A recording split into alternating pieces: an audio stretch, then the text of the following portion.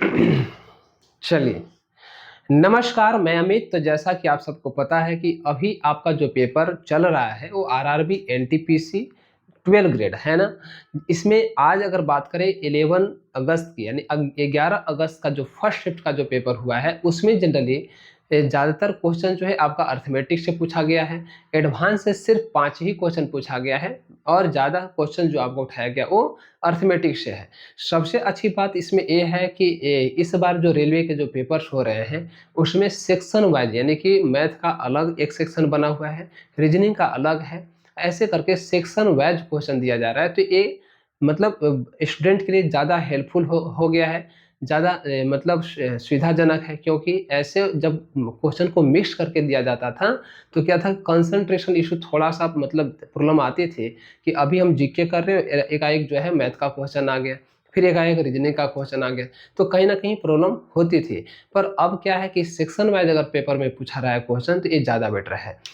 दूसरी बात, अभी आप सबको जैसा कि पता होगा कि हम लोग एसएससी और रेलवे दोनों का जो है प्रीवियस क्वेश्चन डिस्कस कर रहे हैं, जिसमें से कि हम परसेंटेज से कुछ क्वेश्चन देख चुके हैं, प्रॉफिट एंड लॉस से भी हमने कुछ क्वेश्चन कराया है जो कि काफ़ी इंपॉर्टेंट क्वेश्चन है। कोऑर्डिनेट ज्योमेट्री का हमने 5-6 सीरीज डाला है इस पर, इसी चैनल पर आप देखेंगे अगर नीचे जा करके तो 5 से 6 वीडियो पड़ा हुआ है कोऑर्डिनेट ज्योमेट्री का। और अगर और भी ज़्यादा रिक्वायरमेंट होगा तो आप अगर कमेंट बॉक्स में कह देंगे कि सर थोड़ा और भी आप इस टाइप का क्वेश्चन करा दीजिए या कोऑर्डिनेट ज्योमेट्री से और भी क्वेश्चन कराइए, तो हम उसे कंटिन्यू कर लेंगे। पर आज का जो हमारा कंटेंट है ये टाइम एंड वर्क से है, पाइप एंड सिस्टम से है, और साथ के साथ आपका जो है टाइम स्पीड एंड डिस्टेंस से भी हमने एक क्वेश्चन लिया है।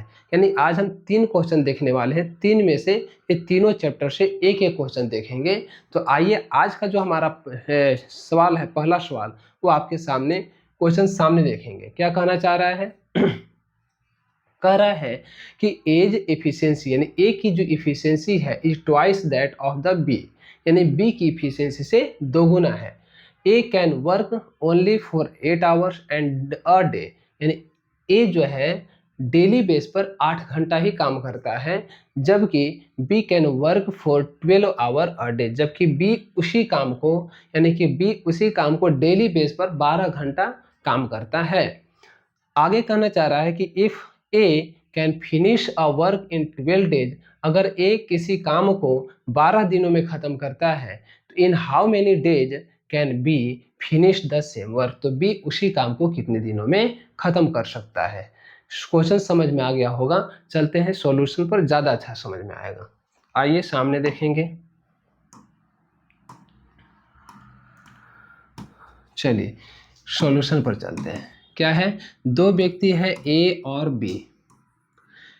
कहना चाह रहा है कि ए की जो इफिशियंसी है बी से दोगुना है, यानी बी का इफिशियंसी अगर ए है तो ए का इफिशियंसी कितना है, 2 है। इसका मतलब ये हुआ कि बी अगर किसी काम को करता है तो एक यूनिट काम है ना, यूनिट 1 यूनिट पर आवर के रेट से करता है। इफिशियंसी का मतलब होता है कि यूनिट टाइम में या यूनिट डेज में या यूनिट समय में किए गए काम को हम इफिशियंसी बोलते हैं। तो ए किसी काम को जब करता है तो 1 यूनिट पर आवर के रेट से करता है, तो बी उसी काम को 2 यूनिट पर आवर के रेट से करता है। इसका मतलब ये दोनों का इफिशियंसी है, जैसा कि क्वेश्चन में कह रहा है उसके अकॉर्डिंग हमने ले लिया। आगे कह रहा है कि ए 8 घंटा काम करता है एक दिन में, यानी ए जो है उस किसी भी काम को एक दिन जब करता है तो सिर्फ 8 ही घंटा करता है, जबकि बी जो है पूरे दिन में 12 घंटा काम कर सकता है। समझेंगे सामने ध्यान से।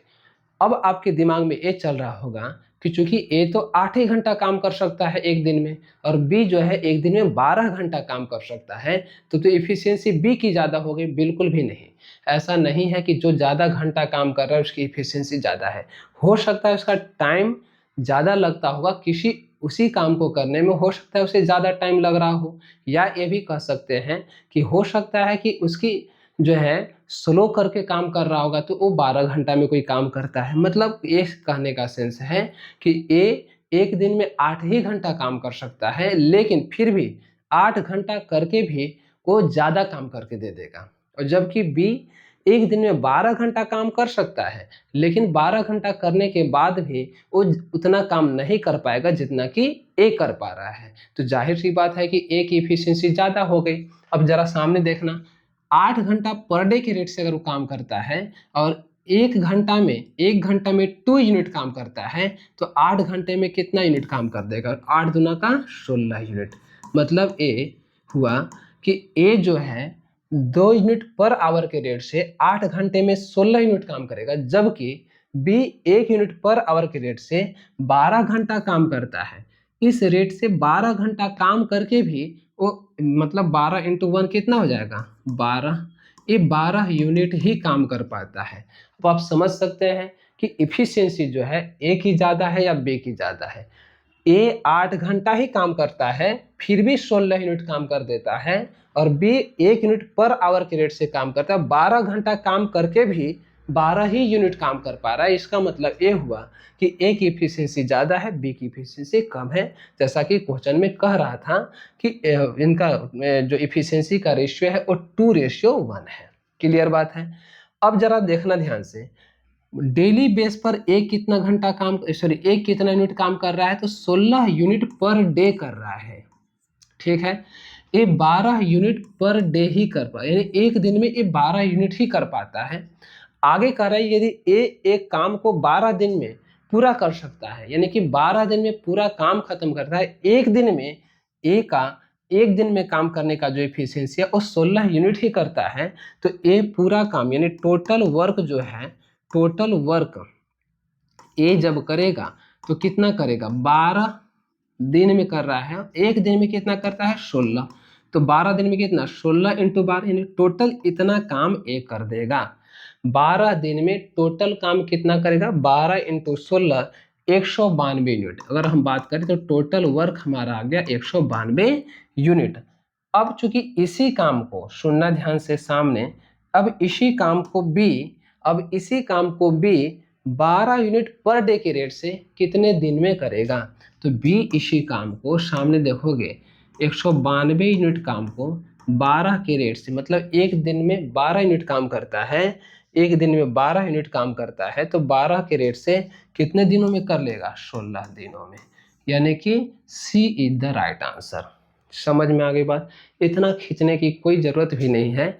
अगर नॉर्मली इसे बनाया जाए तो सिंपल सी बात है कि 16 के रेट से 12 दिन में 12 गुना 16 काम ए करता है, यानी टोटल काम हो गया ये हमारा। अब इसी टोटल काम को बी 12 के रेट से 16 दिन में करेगा। चूंकि 192 को हम डिवाइड करने के बजाय हम 12 इंटू 16 को करेंगे ना, तो 12 तो खत्म हो जाएगा, बचा कितना? 16। 16 दिन में वो काम को कर सकता है। तो इस तरीके से हम इस टाइप के क्वेश्चंस को बना सकते हैं। ये आज का हमारा पहला सवाल था। नेक्स्ट क्वेश्चन पर चलते हैं, आज का सवाल नंबर 2 पर।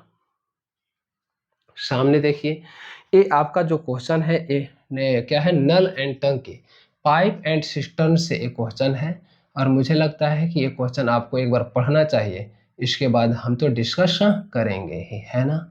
हम तो डिस्कस इसे करेंगे ही, पर एक बार आप क्वेश्चन देख लीजिए, है ना? ये नल एंड टैंकी का क्वेश्चन है। ऑप्शन इसका सारा गलत है। ऐसे इसे ये फ्रैक्शन में दिया था, मिक्स फ्रैक्शन में इसका ऑप्शन दिए हुए हैं, पर हम चूंकि पीपीटी जब बना रहे थे तो उस टाइम में क्या है कि कहीं ना कहीं ऑप्शन सही से बन नहीं पाया है। आइए चलते हैं क्वेश्चन पर। क्या है कि pipe A can fill a empty tank in 18 hours and pipe B can fill the same empty tank in 12 hours. क्या है? 24 आवर्स। मतलब पाइप ए एक खाली टैंक को 18 घंटा में भर सकता है, जबकि पाइप बी उसी खाली टैंक को 24 घंटे में भर सकता है। तो यदि दोनों पाइप एक साथ खोल दिए जाते हैं तो वे खाली टैंक को भरने में कितना समय लेंगे? क्वेश्चन समझ में आ गया होगा। आइए समझते हैं, जल्दी समझ में आएगा। सामने देखना, इधर सामने ध्यान से, ए और बी दो नल है, ए और बी दोनों भरने वाला है, इसका मतलब प्लस साइन, है ना? अगर खाली करने वाला होता तो माइनस साइन ले लिए होते। कह रहा है कि पाइप ए की जो इफिशियंसी है, एक किस रेट से काम कर रहा है? 18 घंटे में। ये 18 घंटे में किसी भी टंकी को भर सकता है, जबकि ये 24 घंटे में किसी भी टैंक को भर सकता है। 24 आवर्स में वो भर सकता है। जब कभी भी इस टाइप से क्वेश्चन पूछा जाता है तो आपको ए और बी दोनों का एग्जैक्ट वैल्यू दे दिया है कि इतना घंटे में भर सकता है और इतना घंटे में, तो टोटल काम यानी टोटल वर्क जो होता है वो हम क्या करते हैं, इन दोनों का एलसीएम। तो टोटल वर्क हम कंसिडर कर लेते हैं कि मान लो इन दोनों का एलसीएम 18 और 24 का एलसीएम कितना हो सकता है, 72, 72 है ना। मान लीजिए कि टोटल काम 72 यूनिट है ना। कितना है, 72 यूनिट है, 72 यूनिट है ना। तो 18 के रेट से यानी कि 72 यूनिट को काम करने में 18 घंटा लेता है, तो 1 घंटे में किए गए काम कितना हो जाए, 18 चौक 72 यानी कि 4 unit per hour, 4 unit per hour के रेट से करता है। जबकि 24 या 72 यानी बी उसी काम को 3 यूनिट पर आवर के रेट से करता है। तो बी की जो इफिशियंसी है 1 घंटा में 3 ही काम कर सकता है, जबकि ए 1 घंटा में 4 यूनिट काम कर सकता है। इसीलिए ए का समय कम लगता है, बी का समय ज़्यादा है। अब जरा सामने देखेंगे, दोनों का समझना ध्यान से। अगर इस रेट से ए करता है, इस रेट से, तो कह रहा है कि ए और बी दोनों मिलके इसी काम को 72 यूनिट काम को कितने टाइम में कर देंगे। तो याद रखना कि ए और बी दोनों अगर मिलके करें तो 72 यूनिट काम को किस रेट से कर रहे हैं, तो 4 और 3 7 यानी कि 7 यूनिट पर आवर के रेट से, 7 यूनिट पर आवर के रेट से कितने घंटा में कर देंगे, 7 से डिवाइड कर देंगे। 1 घंटा में 7 यूनिट करता है तो 72 यूनिट करने में कितना घंटा लेगा, तो 7 से डिवाइड कर दो, 7 दहा के 70 यानी 10 2/7। ये टोटल इतने घंटा टाइम लग जाएगा। तो मुझे ऐसा लगता है कि सी इज द राइट आंसर, चूंकि 10 2/7 इसी में एक्चुअली मिक्स फ्रैक्शन को बनाने में एक्चुअली बना नहीं है सही से, है ना, इसका ऑप्शन। तो मुझे उतना थोड़ा पीपीटी वगैरह बनाने में अभी एक्सपर्टीज मुझे नहीं मिल पा रही है, क्योंकि मुझे थोड़ा सा प्रॉब्लम होती है ना। तो ये चीज़ अगर आप लोगों को थोड़ा बहुत समझ में आता है तो आप कमेंट में बताएंगे कि हम इस चीज़ को कैसे सुधार सकते हैं। क्लियर बात है। ये आज का हमारा सेकेंड क्वेश्चन था। चलते हैं एक और क्वेश्चन आज का देखते हैं, वो आपका टाइम स्पीड एंड डिस्टेंस से है ना, चोर और सिपाही वाला क्वेश्चन। आज का क्वेश्चन नंबर 3 सामने देखेंगे, क्लियर समझ में आएगा, है ना। इधर सामने चलिए चलते हैं, चोर और सिपाही वाला क्वेश्चन है ना, चोर और सिपाही वाला क्वेश्चन सामने देखिए। क्या कह रहा है कि एक पुलिस वाला एक चोर का पीछा करता है जो उससे 1250 मीटर आगे है। क्वेश्चन जैसे जैसे पढ़ते हैं वैसे ही हम इसका लिखते चलते हैं, नोट करते चलते हैं। ये है पुलिस वाला और ये है चोर, है ना, चोर, ठीक है। और इनके बीच का जो डिस्टेंस है वो कितना दे दिया है, 1250। 1200 कितना दिया है, 1200। थोड़ा सा इसको मैं फिर से कर ही देता हूँ, देखो समझना ध्यान से। ए है पुलिस, है ना, और ए है यहाँ से चोर। इनके बीच का जो डिस्टेंस दे दिया है वो दिया है 1250, जो भी दिया है 1250 मीटर में है, 1250 मीटर, ठीक है, बीच का डिस्टेंस है। पुलिस वाला का जो स्पीड है वो 10 किलोमीटर पर आवर के रेट से है। 10 किलोमीटर, इधर सामने देखना, 10 किलोमीटर पर आवर। अगर मीटर पर सेकेंड में चेंज करना पड़ेगा, रीजन क्या है कि डिस्टेंस जो दिया है वो मीटर पर सेकेंड में दिया है। क्लियर बात है। अच्छा, चोर का जो स्पीड है वो 8 किलोमीटर पर आवर के रेट से है। जाहिर सी बात है, अगर पुलिस वाला पकड़ना चाहता है चोर को तो पुलिस वाले की स्पीड ज़्यादा रहा होगा, यानी करना पड़ेगा ना चाहते हुए भी, ठीक है। तो अब क्या है कि पुलिस वाला के तुलना में चोर का जो स्पीड है वो 2 किलोमीटर पर आवर कम है। क्लियर बात है। अच्छा, दोनों जब same distance sorry same direction में चल रहे हैं, चोर के डायरेक्शन में ही पुलिस वाला भी चल रहा है, तभी तो पकड़ पाएगा। तो जाहिर सी बात है इन दोनों के स्पीड का माइनस करेंगे। रिलेटिव वेलोसिटी का यहाँ कॉन्सेप्ट अप्लाई होता है। पर मैं एक चीज़ क्लियर कर दूं, बहुत लोगों को, चूंकि जो बच्चे आर्ट स्ट्रीम से यानी कि जो ह्यूमैनिटीज यानी कह सकते हो 11-12 में आर्ट्स लेके पढ़ाई किए हैं, उनको रिलेटिव वेलोसिटी समझ में नहीं आएगा। इसलिए सबसे अच्छी बात है मैं ये कह दूँ कि चोर के तुलना में पुलिस वाला 2 किलोमीटर पर ज़्यादा चल रहा है। सही बात है कि नहीं। ये 1 घंटा में 8 किलोमीटर ही चल पा रहा है, जबकि पुलिस वाला 1 घंटा में 2 किलोमीटर एक्स्ट्रा यानी कि 10 किलोमीटर पर आवर से, यानी 1 घंटा में 10 किलोमीटर चल पा रहा है।